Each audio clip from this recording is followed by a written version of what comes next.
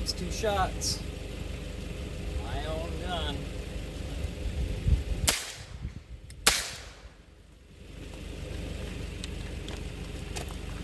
Flawless.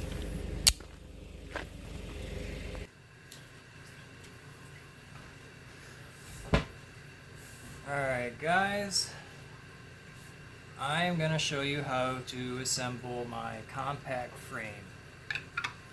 This one is for a 2.0 for a customer. Now, you're going to need your long pin. That's going to go right here.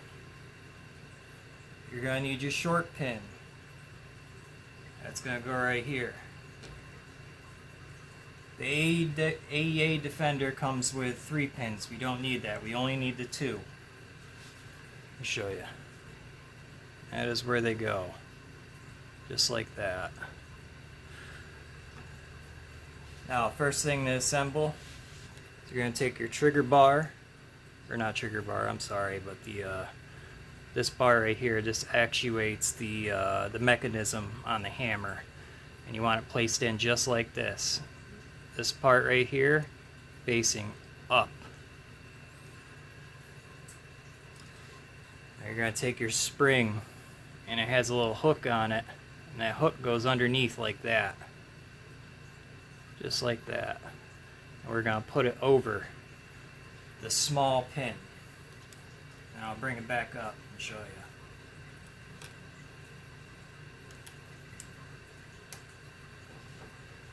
Alright. Now you can see how it's just resting on the outside there. What you do is you take the spring, you move it over, and it'll snap in place. You want to make sure that it's all the way down there. Just like that. Easy. Next thing we're going to do is we're going to put the hammer in. Now the hammer sits, focus, right there. Not in this hole, right in the corner. It's going to take a little bit of compressing to do here. It's not hard. There we go. See how it sits like that? And that's it for that. Now we got our hammer installed, and as you see when you turn it or push it back, see how it starts to rotate? Make sure it's oriented. The hammer's oriented up top. Like this. And that this is all the way down. Make sure that's completely pressed down, right down to the post. Next thing we're going to do. Now what I did, and AEA doesn't do, is I'm including a washer that goes over this. It's a little tricky. What I use is I use a pair of needle nose pliers, just like this, and we're going to feed it through that hole in the hammer. That's where the trigger is going to go.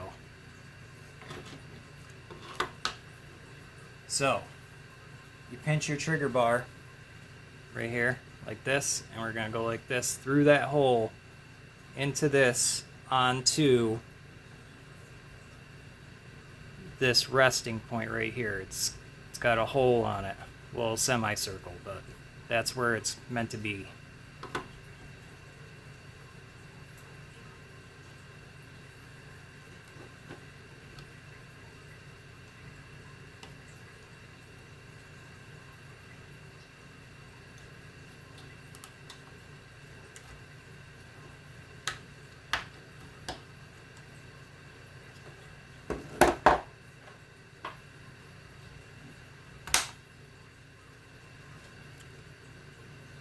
Just like that. Now if you look, the reason why my gun is safe without a safety, you hear that? That little click? It rests on there. It cannot hit the firing pin. It physically cannot do it. I have slammed this into the ground like this with just air cartridges in it, trying to get it to pop off, and it will not go off. And with it being such a heavy trigger pull, you're gonna have to pull that trigger for this thing to go off. Same thing with backstrap. I was slamming it like this as well, trying to get the hammer to come back, and it just, the trigger bar catches it. It's doing its job. AEA's version, they did not line it up correctly. They had too much play this way, so the trigger bar was way forward, and that's what's causing these firing pins to protrude when they're not supposed to. Let me put one in to show you.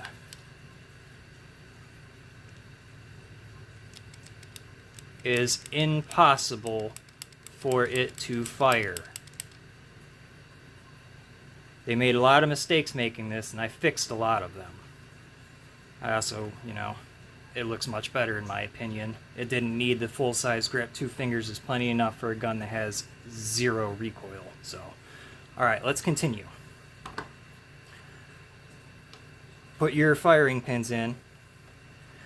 Now, the only little tricky part, I would say, would be putting your top latch in.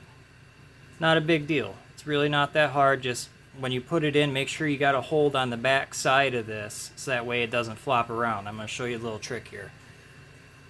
So you put your spring in this first detent down here. Bring it into focus there. Just remove the spring. This is where the spring is going to ride. This top one is where your latch rides in. Let me get this together and I'll show you.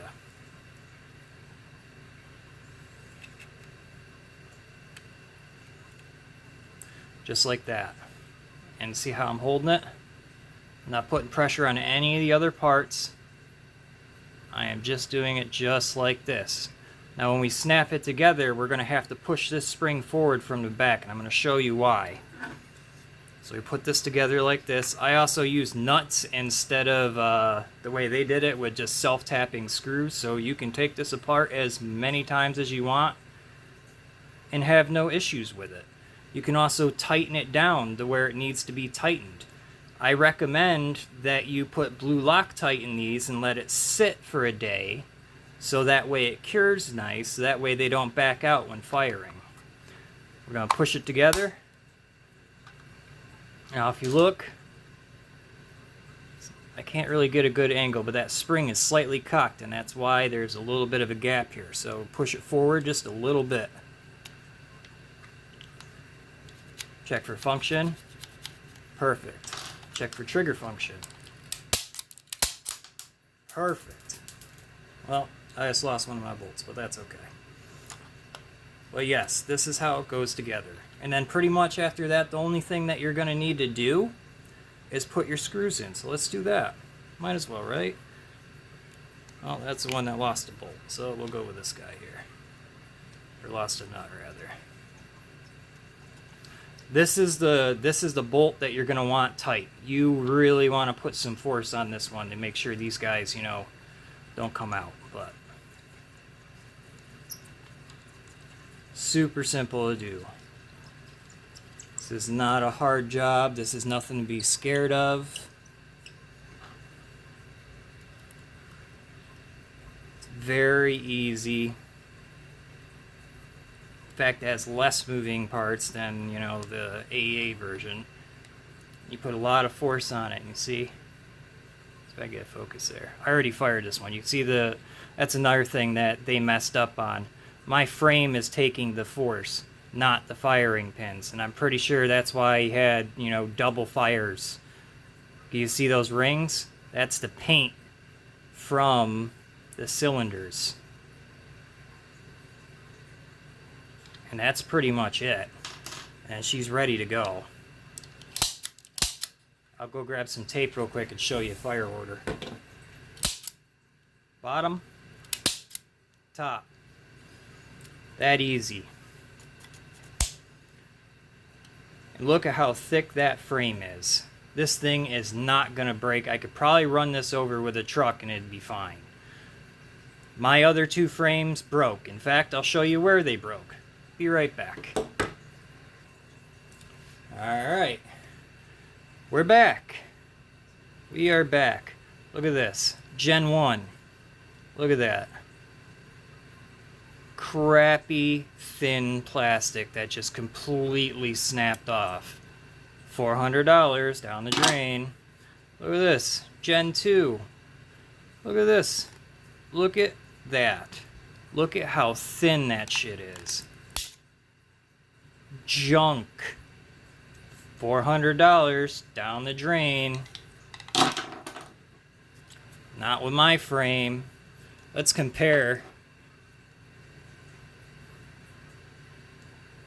Just look at that. Are you seeing the difference here? And it's not all that much wider. It feels good in the hand. 2-finger grip. It's so much better. You don't need the safety. The only reason why they put the safety on it is because they didn't build it right. Their tolerance were junk. Look at this. You know, I wish I had one to show you, but that's it. That's the play in my trigger. On theirs, you'd be moving it, you know, probably from here to there before it started engaging the hammer. This is why mine is safe. I have fired these so many times. I've put in, I don't know, I'm going to say probably 60 rounds through it already. Nothing is wrong with these. Unlike these pieces of trash. My next job, I need to make my own internals, so that way people don't have to pay $400 for a piece of garbage when they can buy something like this. So if you have an AEA Defender and you want to upgrade it, and I don't care if it's a Gen 1 or a Gen 2, it'll fire the 2.0 cartridges. You just have to let me know which one you have, because they have different locks, and that is the difference. And different diameter firing pins. Don't know why they changed that. Couldn't tell you. But, you know, that's just the way it is. My barrels are super stout. I can make the barrel length whatever you want. Or, well, I'm going to call them receivers now, because, you know, I don't provide the barrels. You'd have to cut the barrels down. But if you want to cut your barrels down and tell me the length they are with the cartridge, I can make it whatever size you want. I can do these in less lethal. I can do them for the full length, you know, Defender barrels, whatever you want. Gen 1, Gen 2. Yes, this is it. That's what makes it safe. You could drop this thing. You could throw it against a car, a brick, within reason. You know, it's obviously still plastic, but this is solid plastic, thick.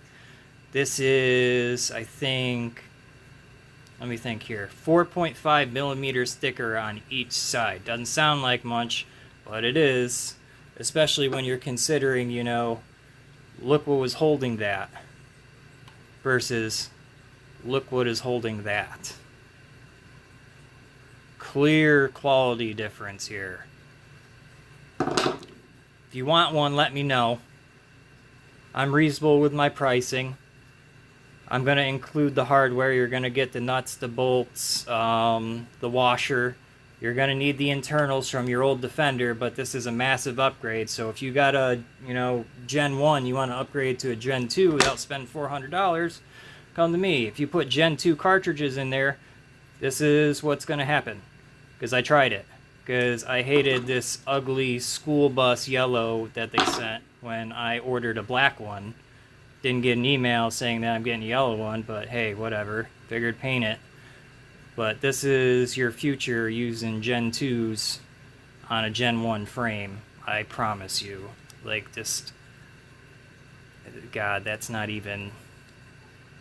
That's maybe a mil, 2 mils of plastic there holding it together. I tried JB Weld, I tried Plasti Weld, nothing helped. Same with this, tried fixing this one. JB welded the hell out of it. Didn't hold, not at all. I couldn't do anything with it, so you know what I did? I spent a month and a half designing my own frame. So if you guys are interested, let me know. I can also make them slightly shorter, something like that, but it's when you got the longer barrels, it's kind of unruly to hold. That's why I kind of brought the back strap down to meet the front for a 2-finger grip. Feels great. But yeah, let me know.